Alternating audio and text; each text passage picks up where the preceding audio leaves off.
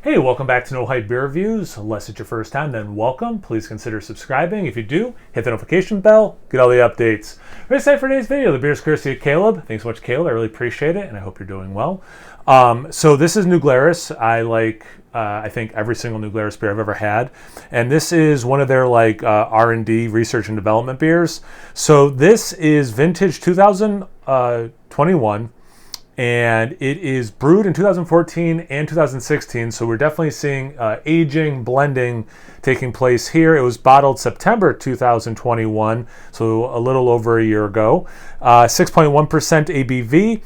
Brewmaster's notes. Dan's annual brewing of American sour ale embraces traditional brewing methods, aged whole cone hops, raw wheat, coolship aged in oak foeders, I forget how to pronounce that, blended and re-fermented to enjoy now or age. So yeah, I'm obviously getting into it right now. It's got some age on it anyway, let alone how old the beer is itself, but it's been in the bottle for a while too. And yeah, good, because I was like, you know what? Every time I open a beer like this that I think might gush over the sink off camera, it doesn't gush. And I said, you know what? I'm on a pretty good streak, so I'm going to try it on camera, and I was not disappointed. Might be too much if I go that way. So I am reviewing this on a Monday, and I am very tired. My family and I went to see Black Panther last night. We got home late and then had to wake up early for work and all that. So I didn't want anything with too high of an ABV. So when I saw this one, was at around that 6 mark, I'm like, yeah, this sounds good. And Caleb also reached out. He's like, I'm really excited. Or how do you phrase it? He's like, I really want to hear your thoughts on this one in particular. But like the way he worded it made me wonder, does he really like this beer or not really like this beer? So anyway. Apparently I talked too much and the head went away. Probably had a good, 3-4 fingers. Kind of settled into like a quarter of a finger at this point. It's a little off-white, maybe like bone white. Small bubbles, a lot of carbonation. It looks unfiltered. A nice yellow color. Yeah, lots of carbonation. Man, looks beautiful. Let's get into the aroma. So you are getting... for me anyway, like immediately hit with that lemon sour ale, and maybe it's just where my mind goes when I smell something sour. I'm like, oh, lemons, but I think it does have a good amount of lemon. Some soft vanilla oakiness. You know what? To add to the lemon, some nice bright orange zest as well. So you get a little citrus a couple ways.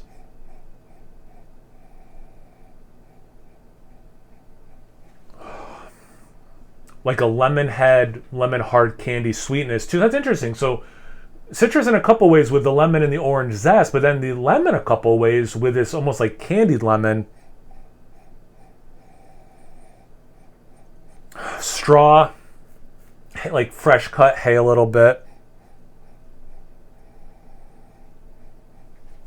Smells nice. Let's get into the taste. Cheers. Thanks again, Caleb.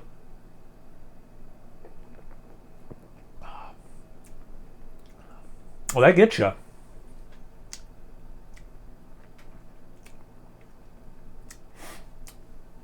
Ooh, okay, so I'm not going to lie. That's going to take a couple sips for me to get used to that. It is quite sour. And for me, this is interesting. Actually, there's a lot going on there.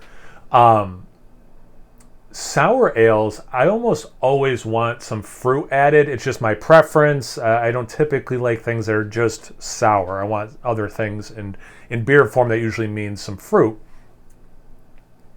What's interesting about this one is, like I was going on and on about the lemon, it does have these nice citrus pops to it. You get the lemon for sure, orange, grapefruit, which I did not get in the aroma at all. Decent level of grapefruit in this. I said lemon head, like a hard lemon candy in the aroma.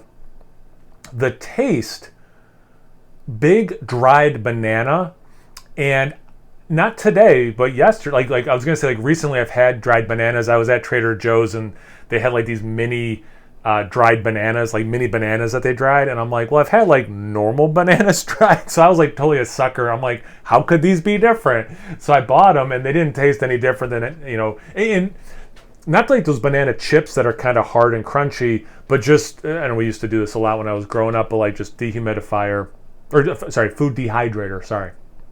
And cut up bananas and just, dehydrate them. That's all these were. And this, and I guess like the wheat maybe is what's causing so much banana for me, or a combination of the wheat and the yeast or whatever. But like, man, I did not get banana at all in the aroma. And I'm not even saying it's a dominant thing in the taste, but it's there. And going back to me liking fruit added to beers like this, I think these fruity elements are going to be enough for me to overall like this beer, which is cool because I wasn't even thinking about it before I opened it. Like, oh wait, yeah, there's no fruit in this, so I don't know how I'll feel about a sour without fruit.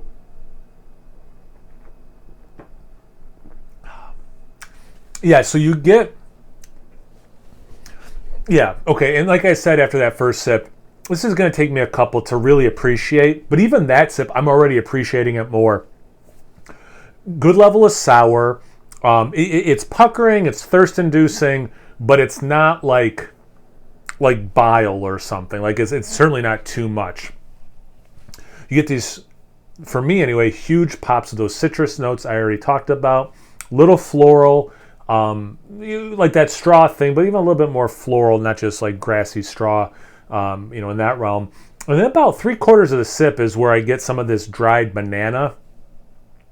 The aftertaste, decent amount lingering as well. And it's just, I'm glad I had those dried bananas so recently, because it is unmistakably, it's not banana, it's this dehydrated banana taste. Apparently I get paid every time I say dehydrated banana.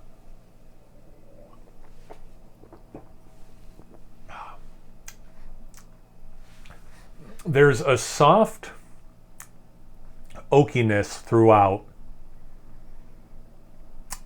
I got more vanilla in the aroma than the taste. But yeah, it's more oak and a little bit of that, like, and not in a diacetyl way, but like oak butteriness that like a white wine can get. It's very subtle. Like it's not, again, it's just like the banana thing. I'm like, sometimes I feel like when I'm doing these reviews, like the more time I spend talking about something, people watching be like, oh, that must be a dominant note because you're spending more time on it. And that's not necessarily the case, because it could just be something that I find interesting or unique about a beer, or just something I find pleasant, even though it's not a dominant thing. The oak is not dominant, but it's there. The banana is not dominant, but it's there. The spritzy, sour citrus notes, those are the dominant things in this beer. But then there's these other fun things going on as well, which there's a lot going on in this beer to make it how it is in the bottle. So I want to, definitely do it justice by talking about different components I'm getting. It does not taste like an old beer. It doesn't have like a staleness or anything. So that's pretty impressive for how old the beer is itself. But yeah, no, this is quite good. And I stick by what I said after the first sip. I feel more rewarded every sip I take, and it just keeps getting better and better. My palate has been, alchemated, whatever the term is. Again, I am so tired right now. Used to the sourness, so I'm able to taste other things. But yeah, this is great. So thank you. And again, it's just cool because I like New Glarus so much to try something new from them that I also like. And anyway, and something different, which is always a pleasant experience.